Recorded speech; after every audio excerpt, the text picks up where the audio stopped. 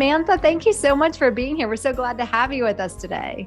Thanks so much for having me. I'm excited to be here. Yes. Well, before we dive in, could you just give us a little bit of background about how you got to the space you are in today? Yeah, absolutely. So I feel like so many of us get into the health and wellness space because of our own health issues. And, back in the day in my early 20s, when I dove into the field of nutrition and decided to become a nutritionist, I didn't really have health complications or anything that was really showing up for me back then. I mean, I did have issues with my like PMS and PMS pain and cramping and headaches and like had PMS symptoms, don't get me wrong, but I was always just really drawn to food and nutrition and natural health, like even just from a little girl. Like I was really in love with it. And so it was very natural for me to take this step into, the field of nutrition. And so, I went to the University of Toronto because I actually thought I wanted to become a teacher. And then it really wasn't until halfway through there that I was like, oh, why am I here? Why am I doing this? I'm going to finish this off. But then I really want to go study and become a nutritionist because really at the time, I didn't even realize like you could make this a career, like this could be a thing. And so, finished off at university and then went off to study holistic nutrition. And it was, it was great. It was so like eye-opening and I learned so much. I was on the birth control pill. I was put on the birth control pill because of my PMS symptoms. And I think in that like very first month at nutrition school, we did like this deep dive into like hormones and the birth control pill. And I just like stopped the pill and like, learned all about the birth control pill and how that was impacting women's health and hormones. Yeah. And so I graduated from school and basically, went on to work in the health and wellness space and then grow my own business and whatnot. And then it was in 2017 that I actually got diagnosed with autoimmune Hashimoto's and really had to kind of start diving into that world of, autoimmunity and thyroid health. And it's funny because for years in practice, I was like, I don't want to be the thyroid person. I don't want to be the thyroid. Do not come to me for thyroid. And like, there was this little voice in the back of my head, I swear for so many years that was like, oh, you're going to have to do thyroid. You're going to like, it was there.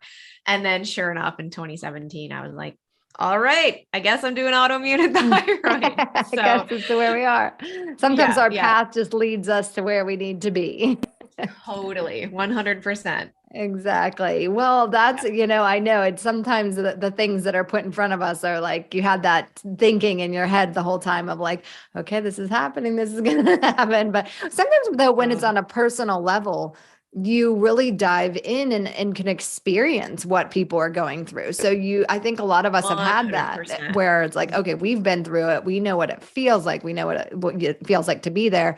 So it really helps you be compassionate to what people are actually going through too. Oh my God. Yes. 100%. I think like so many of us, entrepreneurs, as we're getting into the space and building our businesses, if there's any entrepreneurs listening, you often hear about like, you have to niche down and you end up working with the person who is you or who was you, right? You end up attracting that person who has pretty much gone through the issues and the symptoms and the things that you've gone through. So I'm sure you probably found that the case, like for yourself, you end up attracting a lot of people to work with you who have had similar symptoms and issues of things that you've gone through. Like I know when I first started my business, PMS and the birth control pill, like that was the thing. So I was working with so many women who wanted to come off the pill and wanted to regulate their cycles and whatnot. And then that transitioned more into, autoimmune health and thyroid health and overall metabolic health.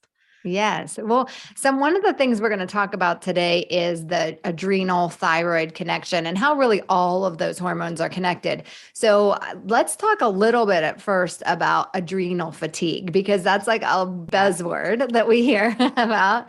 My adrenals Yeah. are shot. A lot of people's are. So that's kind of higher than the thyroid on the axis of hormones. So we get a little bit of about what that is.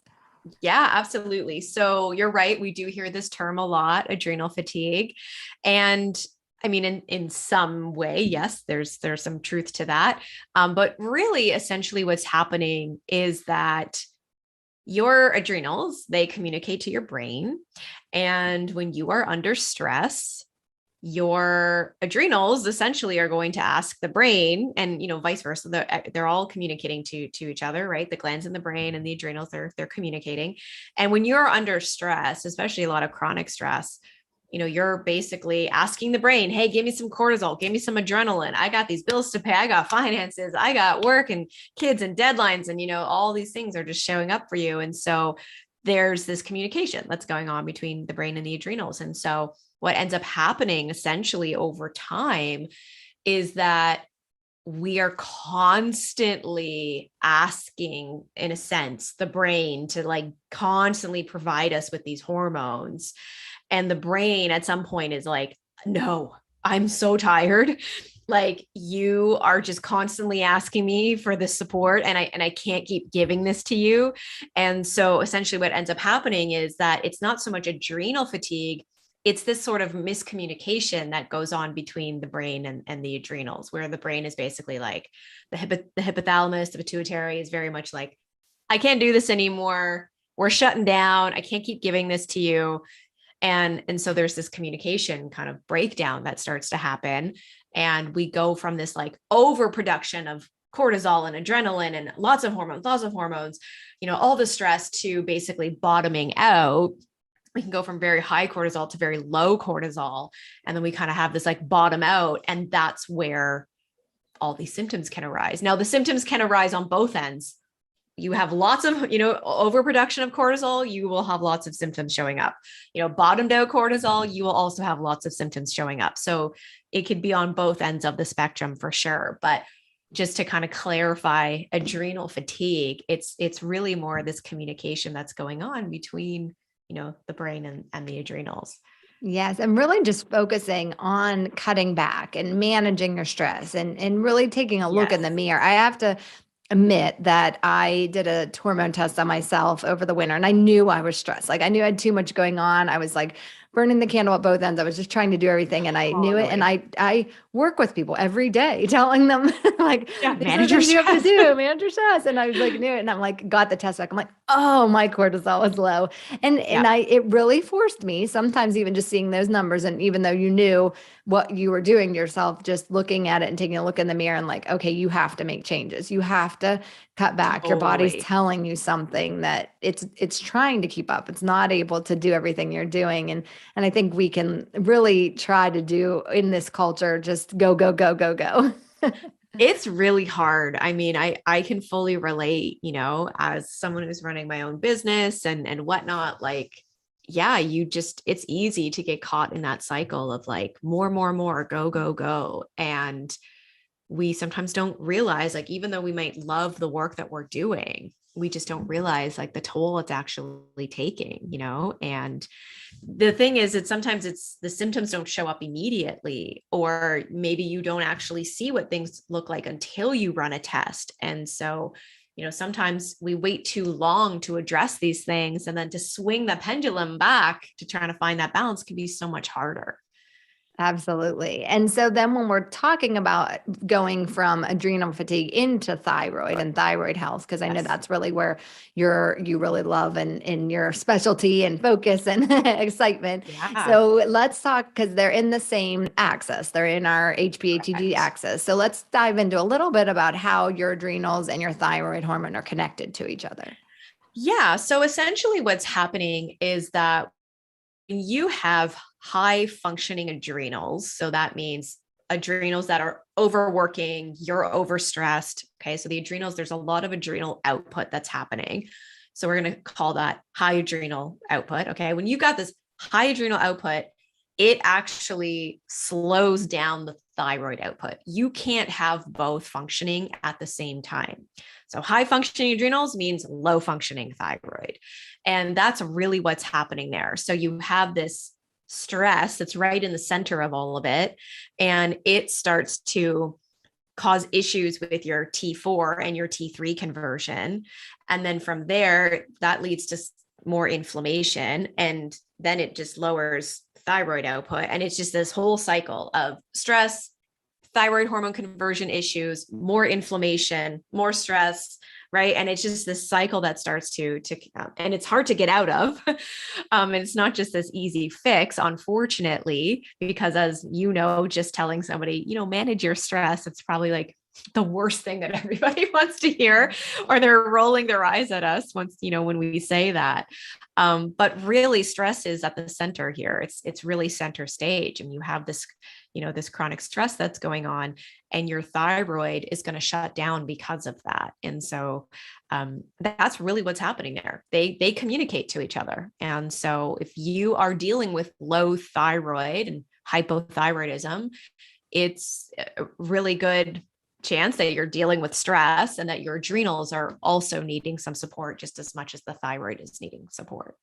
And I think that's so interesting. And I think another thing, which I wonder how you feel about this, is I also see a lot of those same people have weight loss resistance. So they're trying to do everything they can to lose weight. But both of those, the high stress, the high cortisol is telling your body to store the weight. And then your low thyroid function is slowing down your metabolism. So you can get in that picture too. Do you see that a lot? Oh my God. Yes, 100%. And, it's a vicious cycle, and then your high cortisol as well, it starts to cause issues with like your insulin and your blood sugar. And, insulin is a fat storing hormone. Cortisol is a fat storing hormone. So you have this nasty cycle that kind of starts, and you probably are also craving more sugar and carbohydrates. And, that can lead to more weight issues. Right. And so, yeah, I definitely see this in terms of, metabolism. And again, it's easier said than done to tell somebody, manage your stress. But I think so many of us get so focused on like calories and exercise and macronutrients and all of these things, when it's like, actually, that stuff matters. Don't get me wrong. Sure, they can play a role. But at the end of the day, with weight loss, there's so many other pieces that make up the puzzle here. And your thyroid governs the metabolism in your body. And then you've got this, chronic stress that's happening. So it's like, let's take a look at the thyroid to see what's happening there, the thyroid output. And then let's actually look at your cortisol to see what's going on there, because these are two pieces that really need to be addressed when it comes to weight loss. And it can make the weight loss process that much easier. Absolutely. I totally agree. I totally agree with you on that one too. Yeah. Absolutely. So now if you see someone that's listening and is like, this is me, this is totally me. I know you were talking about a thyroid healing diet. Is that a place that you start? Yeah. I mean, essentially the first place I would always start is having somebody run the proper testing with their thyroid. Yeah. And I'm sure that you always see this, doctors are just testing TSH. Yeah. And that's just one small piece of the puzzle when it comes to thyroid testing. And TSH is it fluctuates. It fluctuates a lot. You could test it in the morning, you could test it the day, later in the day, like you're probably going to get some different numbers there. So it's really going to fluctuate, and it just doesn't show us the full picture. So getting a full thyroid panel when it comes to really healing your thyroid is the first place that I would start. That would include TSH, but also free T4, free T3, reverse T3, as well as testing your thyroid antibodies, your anti-TPO and your anti-TG. About 95% of women that have low thyroid function, it's typically due to autoimmune Hashimoto's. So I think it would be important to look at those antibodies. So that would be one of the first places that I would start for sure. And then from there, moving into diet. And so, lots of things that I could share around here specifically. Number one, I would definitely cut out the gluten. It's very inflammatory. It's going to cause issues with, your gut. And especially if you have underlying autoimmune issues, that's going to be even more problematic. So really cutting out the gluten protein can look very similar to the thyroid. So oftentimes in an autoimmune case, sometimes your immune system is going to it wants to go attack the gluten, but it ends up getting confused and can attack the thyroid. And so I'm still trying to get some data and research around and get some clarity on that. But typically that we've seen that can be very problematic. So I would cut back on or just eliminate it altogether. If somebody's listening to this and has not done that yet on their sort of thyroid healing journey, that would be somewhere that I would start specifically from a dietary perspective. Grains as well can be a little bit problematic. So being conscious of, your intake with grains, and even the gluten-free ones, I would be conscious of as well. There can just also be really hard on the digestive system. So I'm not trying to get people to fear carbohydrates, because that's the last thing I want people to fear. Carbohydrates are very important, and your thyroid needs carbohydrates. In fact, I see so many women who are intermittent fasting and on a low carb diet, and it's actually causing more harm to the thyroid. So you need calories, you need nutrition and nourishment, and you need those carbs. So it's just, number one, going gluten-free. And then in terms of carbs, instead of relying heavily on grains, let's focus more on things like roots and fruits. Those are going to be so nutrient dense and really going to provide you so many minerals as well, which is really important for thyroid health. So that's kind of the first place I would start with the diet. I could keep kind of going on here in terms, if you want to keep that's going great. with And I diet. like roots and fruits. That's an easy thing to remember. So that's Yes. hear that, everyone. Roots Yeah. and fruits. Like, because Yes. I think people get tripped up on that too. Like, okay, low carb, no carb, we need carbs, but where do we get them? And so that's just an easy thing to keep in your mind of like, okay, Yes. when I'm thinking about where I should get my carbs, Yes. that's where to look. Totally. Roots and fruits are the way to go. And then also protein is so important.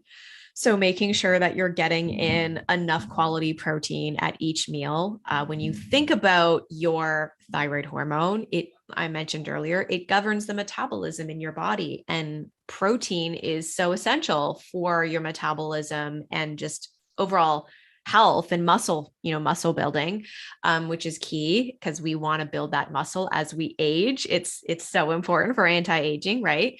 And so getting in that protein is really key. And that protein, it's going to break down into amino acids. Those amino acids go on to support neurotransmitters. So it's going to play a role in your moods and so many different processes in the body. So really getting in that protein is essential, especially at breakfast. A protein rich breakfast is really key. It's going to support that metabolic sort of process first thing in the morning, which is what we want.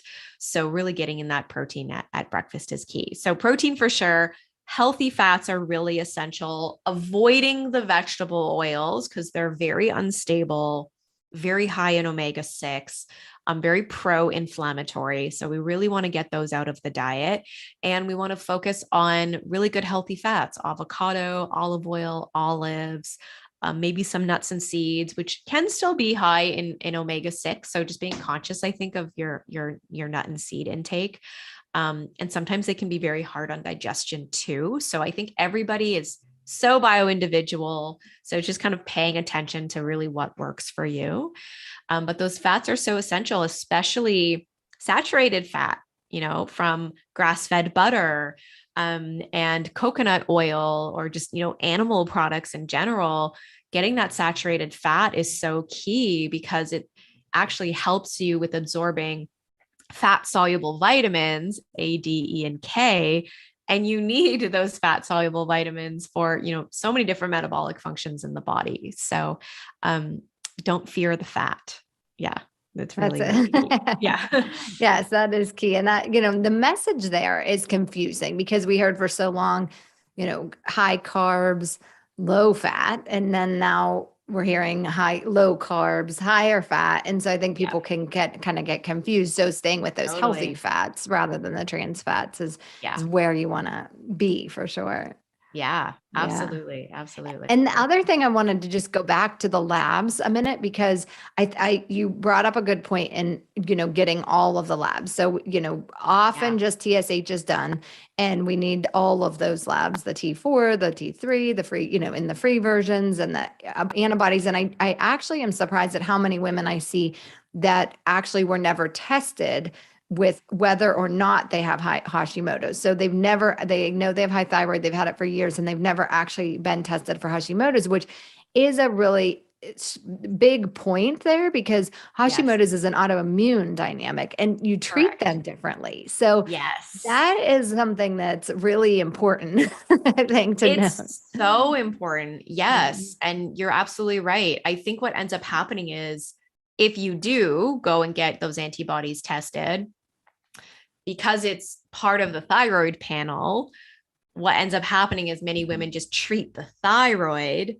and they don't actually treat the autoimmune, right? And so, yes, we want to treat the thyroid, but really there's an immune component here, and we got to address the immune system, and your immune system lives in your gut. So, it also means addressing the gut. It's, yes, it can be a little bit more complex, but it's not just this one easy solution of, here's synthroid and just take this and it's going to solve everything, right? Mhm. You're not deficient in synthroid and Yeah, then I taking love that. synthroid is Yeah. solving all your problems, Yes. right? So just like myself, I take desiccated thyroid because it has the T4 and the T3, but that doesn't mean I've solved all of my issues with autoimmune Hashimoto's or thyroid health. Again, I'm not deficient in desiccated thyroid. That's just one piece of a very big puzzle.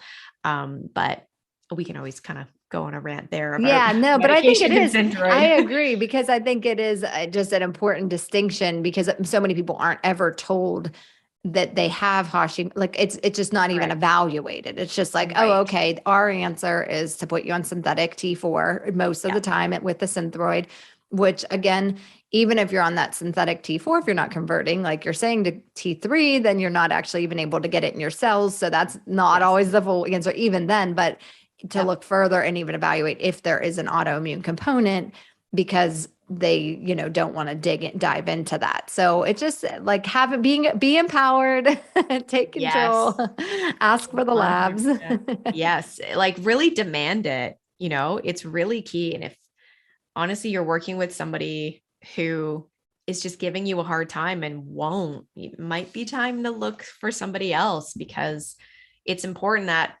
I always look at it as we're building our team of support here, right? And I know like my team involves massage therapist and a naturopath and chiro and osteo. Like, I have my team that like keeps me healthy and that I can rely on. And my medical doctor is part of that. And so I need to make sure that I'm being heard and they can really honor what it is I'm asking for. And if not, I got to go find somebody else that can really be in alignment with that. Absolutely. I Yes. totally agree. Yes. Yes. And do you have any lifestyle recommendations that you make for people you're working with specifically on thyroid? Totally. I mean, like we mentioned earlier, managing the stress. So the stress management is a really big piece here because if you're having thyroid issues, 100% you want to be addressing the adrenals as well. And again, with the adrenals, it's not just taking some supplement and that's going to solve everything. Supplements can 100% be supportive, but it's really the lifestyle factors that play a really big role here.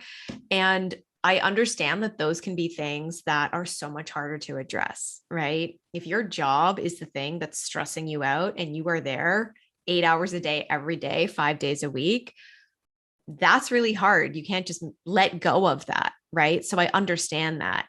So it's really trying to prioritize yourself and finding ways to slow down.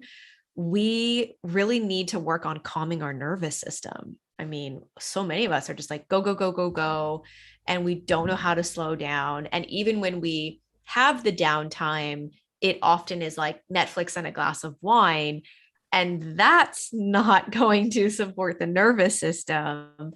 And don't get me wrong, I love watching Netflix and, a good show and something like that. But I also recognize the importance of what it really means to heal and support my nervous system. And so for me personally, I can just share like I need slow mornings. Like I can't just like wake up and like rush and start my day. Like, and I've learned that that's how I've always been. I'm not an early riser and I just need time for myself in the morning. So like I wake up, I make bone broth, I heat up some bone broth, and I sit and and I sip that, and maybe I read, or maybe I journal, or maybe I pull tarot cards or something, right? It's just like, it's my time to just like ease into my day.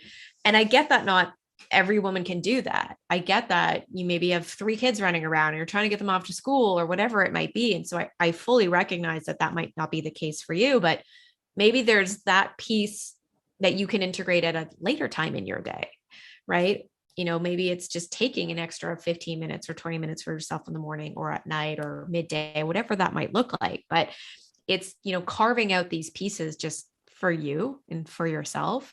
And so I know like starting my day that way is so helpful for me, and not looking at my phone and being easily triggered and like going on email and work mode. So I just keep the phone far away from me.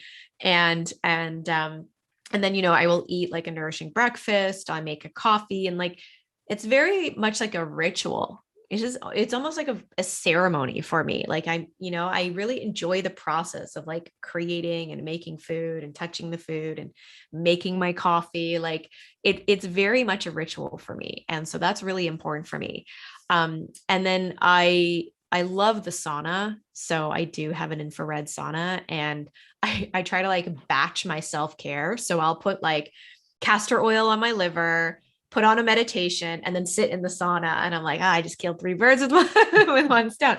Right. And so again, I understand that not everybody has access to that. I only got access to a sauna more recently. And so I get that. But again, it's, can you carve out time to maybe sit with the castor oil pack for 15 minutes or listen to a 15-minute meditation, right? And it's just, we really need to schedule these things in. We schedule so many other things into our calendar because it's a priority, but yet where are you on the calendar? Yeah.